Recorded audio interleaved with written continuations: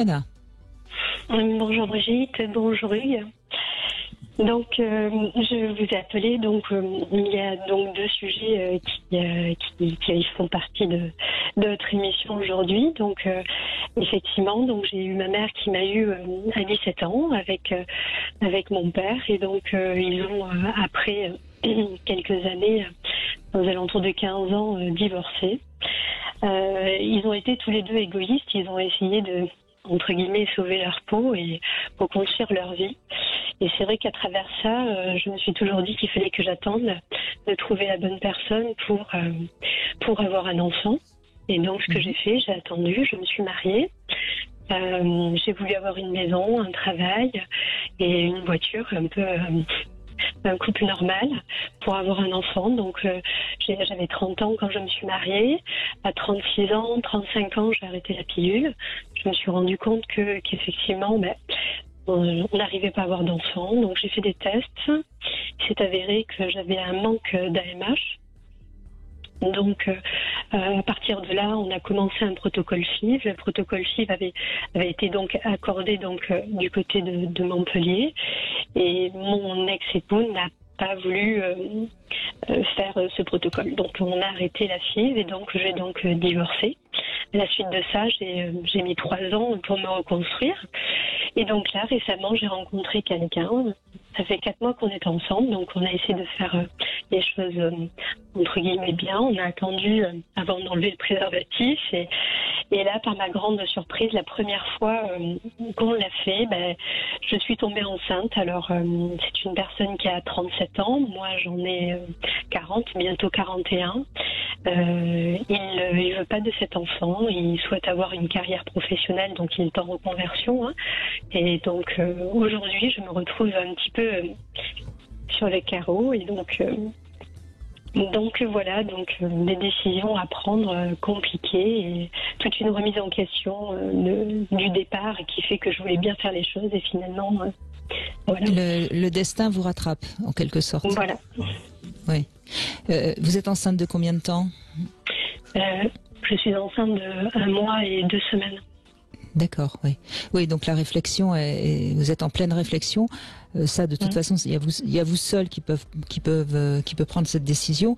Mais et je crois que dans ces cas-là, c'est très compliqué, hein, Hugues. Je sais pas ce que vous avez envie de dire à Tiana. Moi, j'ai juste envie de dire que, alors c'est vrai qu'on peut pas prendre tout le temps qu'on voudrait pour prendre la décision, mais ça se passe toujours sous la question du regret et des remords. Moi, je pense, c'est toujours prendre réfléchir à ce qui nous coûterait le plus, et au lieu de choisir ce qu'on préférerait, c'est voir ce qui serait le plus coûteux pour nous. Je sais pas si je m'exprime bien. Est-ce que ce serait plus coûteux pour vous de ne pas avoir d'enfant, ou est-ce que ce serait plus coûteux pour vous de garder cet enfant et d'être obligé de l'élever seul? Vous voyez, alors, ce sera plus facile, à mon avis, de trouver votre réponse en partant de ce postulat-là. Je sais pas ce que vous en pensez, Hugues. Oui, moi je crois en effet. D'abord, ce que je voudrais lui dire, c'est que je pense que non, vous avez fait ce que vous pouviez par rapport à cette envie de construire les choses dans l'ordre et tout. À mon avis, vous avez fait tout ce que vous pouviez, et que, comme le dit Brigitte, peut-être l'histoire vous rattrape, mais je crois qu'il ne faut pas avoir de culpabilité par rapport à ça. Pour moi, il n'y a pas de problème avec ça. Après, vous vous trouvez en effet dans une situation compliquée, et je crois que moi, de par mon métier, bien évidemment, j'ai rencontré de très nombreuses femmes qui se posaient la question comme vous la posez, et moi, je me permettais toujours de leur dire une chose. Vous savez, ce qui compte, c'est pas tellement le choix que vous allez faire, ce que vous allez choisir de garder ou pas, c'est comment vous avez construit ce choix. C'est-à-dire, ce qui reste une blessure, c'est d'être pas allé au bout de sa propre réflexion. Et de ce point de vue-là, je rejoins tout à fait Brigitte. Il faut vous projeter dans qu'est-ce qui va être. De toute façon, vous êtes devant un choix où c'est pas blanc d'un côté, noir de l'autre, hein. Mais projetez-vous dans les deux situations, essayez de voir comment vous vous sentez le mieux, et non pas dans l'intelligence, mais avec le cœur. Et le cœur, il sait dans quelle situation on est le mieux. Et si vous faites ce travail, et n'hésitez pas à vous faire aider si besoin, parce que c'est essentiel. Dans mon esprit, c'est essentiel de faire ce travail. Si vous faites ça, vous aurez pris la solution qui vous paraît la meilleure, et vous n'aurez pas le regret de vous dire, bah oui, j'ai fait ça un peu vite, sans réfléchir. Vous aurez pesé les choses, et vous serez dit, voilà, je me suis projeté dans une situation, je me suis projeté dans l'autre, et c'est celle-là qui me parle le plus à mon cœur. Et du coup, les inconvénients d'une des situations ou de l'autre, vous allez les assumer. Et c'est ça qui va compter. Et c'est qu'il y a un moyen d'assumer ces deux choses. Oui. Important de prendre le temps, de ne pas se précipiter et de réfléchir et de retrouver ce qu'on a au fond du cœur qui nous tient le plus à cœur. Oui, c'est vrai, oui. Il y a des choses qui me tiennent à cœur, mais c'est vrai que derrière ça, il a quand même un côté où il essaye de me faire culpabiliser. Il pense que c'était prémédité, il pense que... Et c'est là où c'est un peu... Oui, mais ça, c'est de la manipulation. C'est de la manipulation, peut-être inconsciente, mais c'est de la manipulation. Vous savez très bien que vous l'avez pas fait exprès. Donc, et puis de toute façon, je pense que cette décision, il faut la prendre toute seule. Il faut pas la prendre par rapport à lui. Oui, plus vous allez en parler avec lui. Oui, Brigitte, excusez-moi, je vous coupe parce que je suis emballé par ça. Vous avez raison, il faut vraiment écouter ce que vous dit Brigitte, parce que ne vous laissez pas manipuler par ça. Retournez à votre propre pensée, à votre propre esprit. Vous savez que c'est faux ce qu'il vous dit. Excusez-moi Brigitte, je vous ai coupé. Oui. Mais... Et d'ailleurs, j'ai du mal à en parler à mon père ou à ma mère aussi, parce que même parfois, à mon entourage, j'en ai parlé, mais... Tout le monde m'encourage à quand même le garder, puisque c'est ce que j'ai envie aussi le plus profond de moi. Donc, non, mais Tiana, il faut en parler à personne si ce n'est à votre thérapeute. Il y a que lui qui pourra être neutre et qui vous renverra à votre réflexion à vous. Tout votre entourage va forcément projeter quelque chose.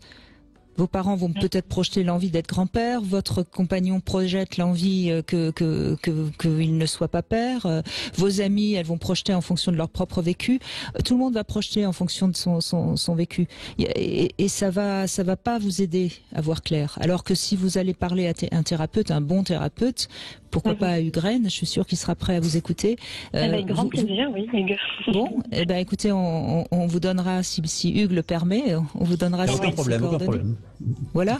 Et là, comme ça, vous serez avec quelqu'un qui va vous renvoyer à vous-même. Parce que la réponse, elle est en vous. Elle ne peut être qu'en vous. Pour qu'il n'y ait pas par la suite le moindre regret ou le moindre remords. Oui, mais après, c'est vrai que on va dire que j'ai peu de chance après de tomber enceinte.